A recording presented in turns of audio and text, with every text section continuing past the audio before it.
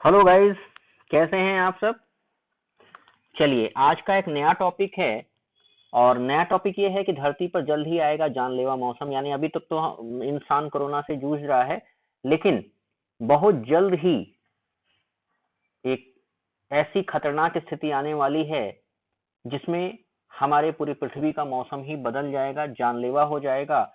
उसी पर आज हम एक शॉर्ट वीडियोस बना रहे हैं जिसमें आपको पूरी जानकारी दी जाएगी कि आखिर वो कौन कौन सी स्थितियां आ सकती हैं, वो मौसम किस तरह से जानलेवा हो सकता है और हो सकता है कि वहां तक जो रिसर्च बता रहा है कि वहां तक पहुंचते पहुंचते पृथ्वी की आधी जनसंख्या प्रभावित हो जाए और काफी समस्या में फंस जाए, जूझने लगे, यहाँ तक कि लाखों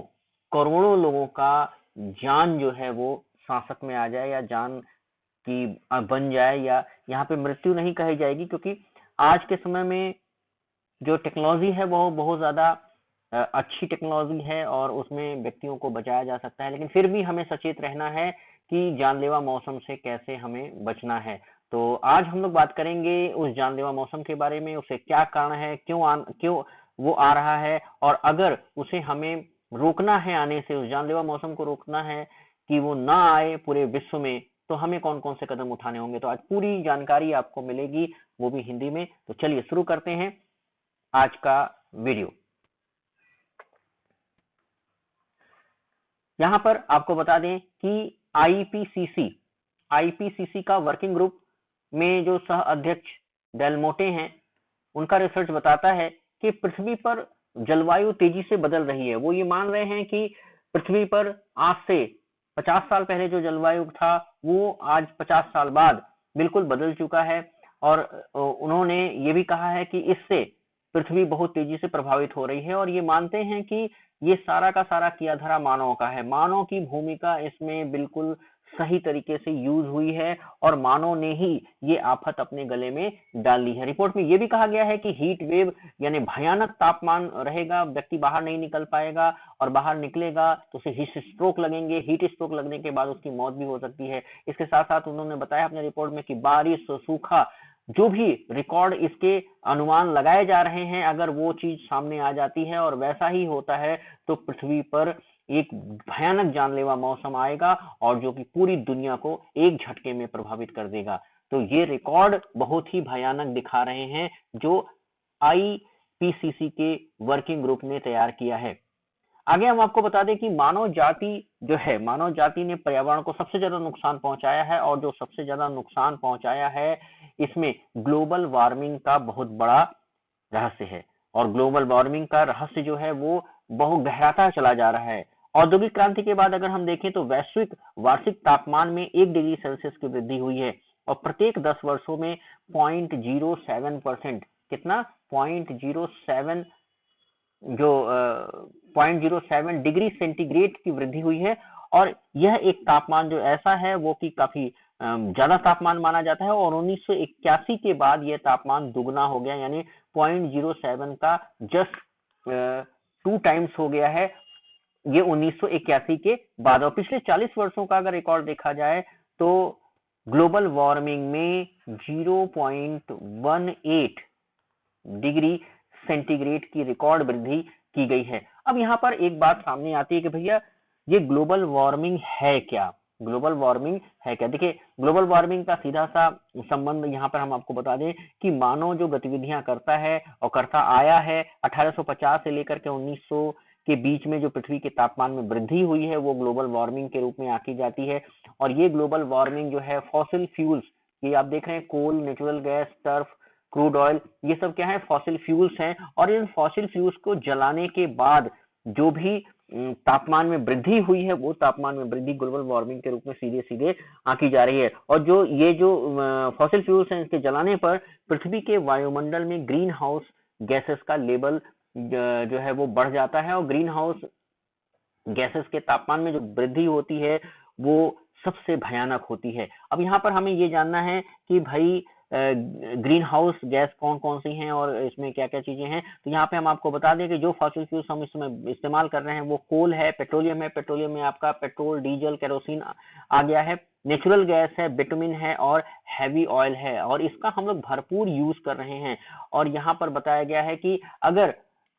व्यक्ति इन चीजों का इस्तेमाल करना तत्काल बंद नहीं करता है तो हालात और भी ज्यादा खराब हो जाएंगे, तमाम तरह की बीमारियां फैलेंगी, जमी हुई बर्फ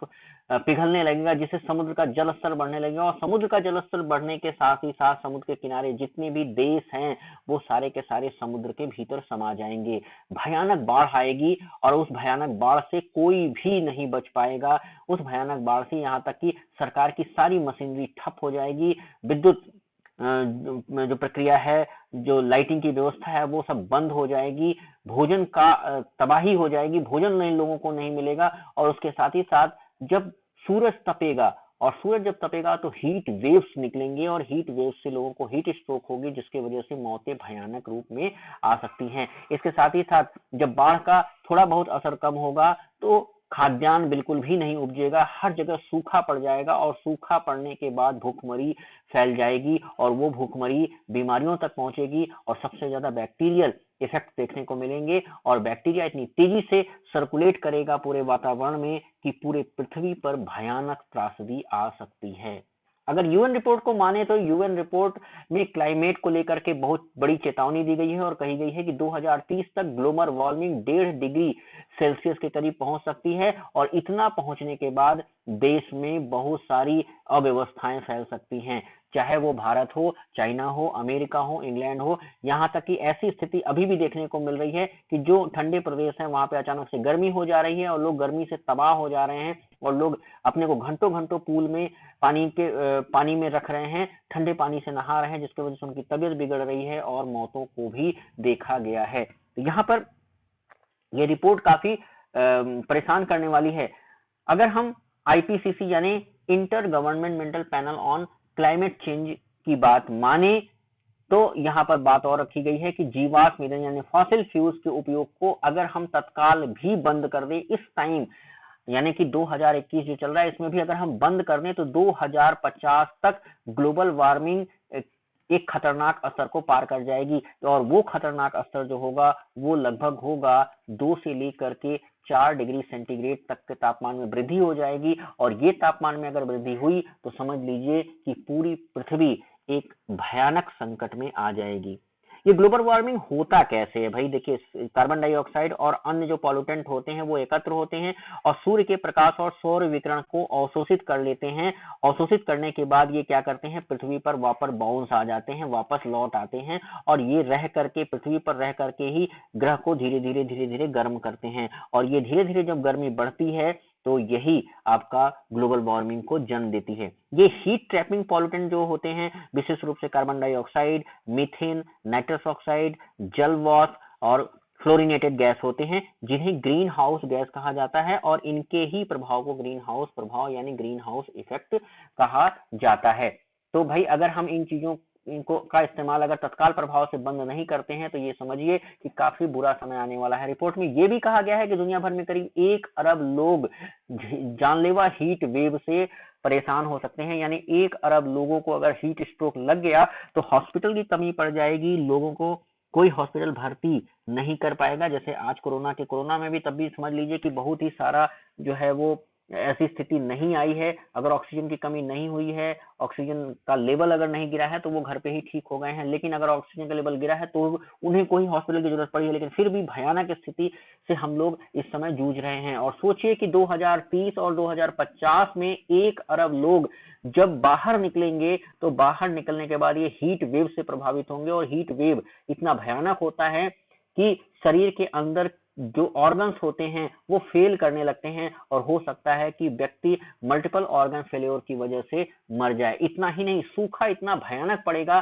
कि करोड़ों लोग पानी के लिए संघर्ष करेंगे, और आज भी हम अगर देखें तो रेगिस्तानी इलाकों में हम पानी के लिए संघर्ष लगातार करते रहे हैं। बहुत सारे ऐसे देश हैं जहां पर पानी के ऊपर पाबंदी लगा दी गई है कि आप कितना इस्तेमाल करेंगे, और कुछ देश तो ऐसे हैं जहां पर पानी की भयानक कमी हुई है और दूसरे देशों से पानी को मंगाना पड़ रहा है। ये बहुत सारे जो चीजें हैं ये हो रहा है इस दुनिया में, लेकिन लोगों का ध्यान उस तरफ नहीं जा रहा है। रिपोर्ट में एक और चेतावनी दी गई है, जो समुद्र के अंदर कोरल रीफ हैं, वो कोरल रीफ जो हैं वो खत्म हो रहे हैं, तेजी से खत्म हो रहे हैं। अगर ये तेजी से खत्म हो गए, डेड हो गए, तो यहाँ तक ये समझ लीजिए कि मत्स्य पालन भी संभव नहीं हो पाएगा। और अगर मत्स्य पालन संभव नहीं हो पाएगा तो इसका मतलब है कि समुद्र के जलस्तर या समुद्र के जो पानी का बहुत सारे कंपोजिशन है उसमें बहुत बड़ा जो है वो परिवर्तन होगा। और मत्स्य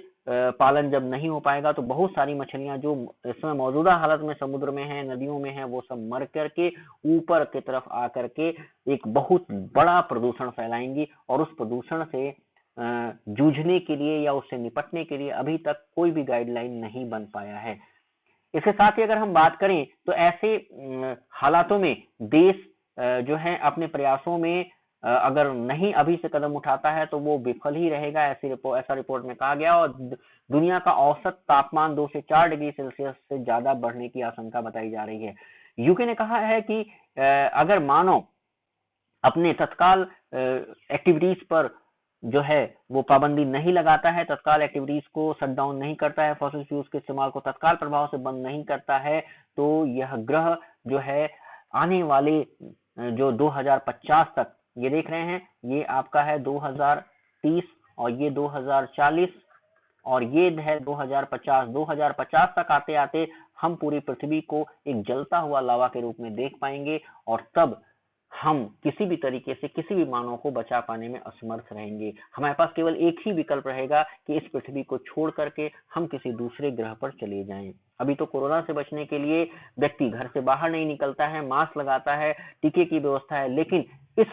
अव्यवस्था से जो कि भविष्य में आने वाला है, भविष्य में तबाही मचाने वाला है, इससे हम कैसे बचेंगे, इसके ऊपर सोचना बाकी है। ऐसे ही इंफॉर्मेटिव वीडियोस हम आपके लिए लाते रहेंगे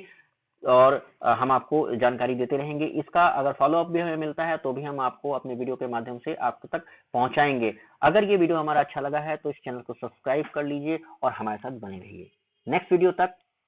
बाय बाय।